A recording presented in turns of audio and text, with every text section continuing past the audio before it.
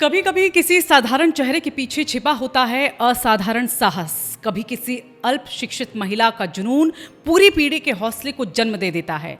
और ऐसी ही एक कहानी है उत्तराखंड की उस बेटी की जिसने ब्रिटिश हुकूमत को ललकारा, जेल गई, ठुकराई गई, लेकिन झुकी नहीं। नाम था बिशन देवी साहा। प्यार से लोग उन्हें कहते थे बिशु बुबू। उत्तराखंड के अल्मोड़ा की पहाड़ियों से निकली ये कहानी एक ऐसी महिला की कहानी जिसने इतिहास के पन्नों में खुद को अमर कर लिया। लेकिन अफसोस, भारत की आज़ादी की गाथा में उनका नाम अक्सर अनसुना रह गया।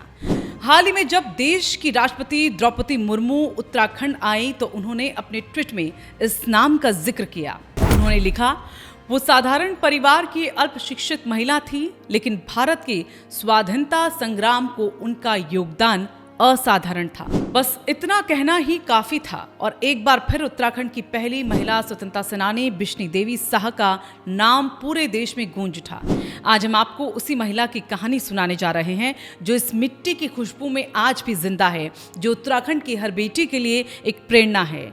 बिशनी देवी साहा 12 अक्टूबर 1902 बागेश्वर के एक छोटे से गांव में जन्मी बिशनी देवी का बचपन संघर्षों में बीता।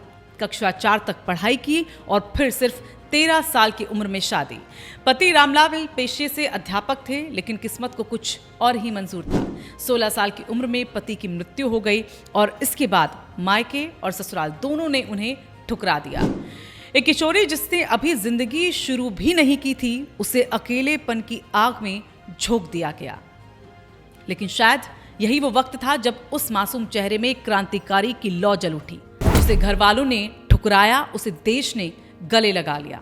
बिशनी देवी अल्मोड़ा से चली गई। वो अपने भाई के साथ रहने लगी। धीरे धीरे उनका रुझान राष्ट्र आंदोलन की तरफ बढ़ा। 1921 में उन्होंने स्वतंत्रता संग्राम में कूदने का फैसला किया और लोक पर्वों में जाति गीत गाती, लेकिन वो गीत अब प्रेम के नहीं, देशभक्ति के गीत थे। हर शब्द में ब्रिटिश हुकूमत के खिलाफ आग थी, हर सुर में आजादी की पुकार थी। लोग कहते थे जब वो गाती तो पहाड़ों की घाटियों में भी आवाज गूंजती थी, वंदे मातरम, भारत माता की जय। 1930 ब्रिटिश सरकार को उस महिला से खतरा महसूस हुआ और पहली बार बिशनी देवी को गिरफ्तार कर अल्मोड़ा जेल में डाल दिया गया। वो उत्तराखंड की पहली महिला थी जिन्होंने आजादी के लिए जेल की सलाखें देखी, लेकिन जेल की दीवारें भी उनके हौसले को नहीं रोक पाए। रिहा होने के बाद उन्होंने महिलाओं को संगठित करना शुरू कर दिया। गांव-गांव जाकर जागरूकता फैलाने वो लग गई। आंदोलनकारियों के लिए धन रसद जुटाती गई, गुप्त सूचनाएं पहुंचाती रही और ब्रिटिश अफसरों की नाक में दम करती रही। और जब अंग्रेजों ने सोचा कि ये महिला चुप हो जाएगी, उन्होंने फिर से उसे जेल में डाल दिया।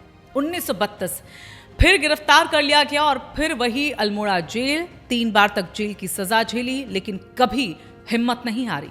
29 मई 1933 को वो रिहा हुई। लोग कहते हैं जेल से निकलते वक्त भी उनके होठों पर मुस्कान थी, आवाज में वही जोश था, भारत माता की जय। 1945 में जब जवाहरलाल नेहरू अल्मोड़ा कारागार से रिहा हुए तो बिशनी देवी खुद जेल के बाहर खड़ी थी। उन्होंने नेहरू से मुलाकात की और सरकारी अफसरों पर तीखा कटाक्ष किया। वो बोली, जो आजादी को कैद करना चाहते हैं वो खुद इतिहास में कैद होकर रह जाएंगे। ये लाइन आज भी अल्मोड़ा के लोगों की जुबान पर है। उस दौर में जब महिलाओं का घर से निकलना भी एक सवाल हुआ करता था, बिशनी देवी ने हुकूमत के खिलाफ आवाज उठाई, जेल गई, लड़ी और फिर भी मुस्कुराती रही।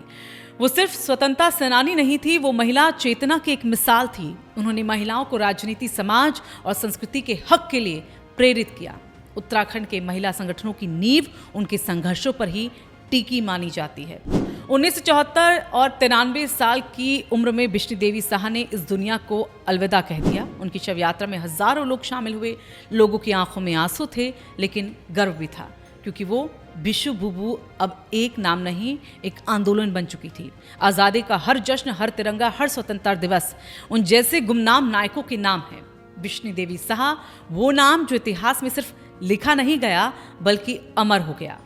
आज जब देश की राष्ट्रपति भी उन्हें नमन करती है तो साफ दिखता है कि एक शताब्दी बाद भी बिशनी देवी साहा का योगदान अब भी दिलों में जिंदा है। अगर आपको भी बिशनी देवी साहा की ये कहानी गर्व से भर देती है, अगर आपको भी ये लगता है कि ऐसे अनसुने नायकों की कहानियां हर भारतीय तक पहुंचनी चाहिए, तो लाइक करें, शेयर करें और कमेंट ज़रूर करें और सब्सक्राइब करें हमारे चैनल को।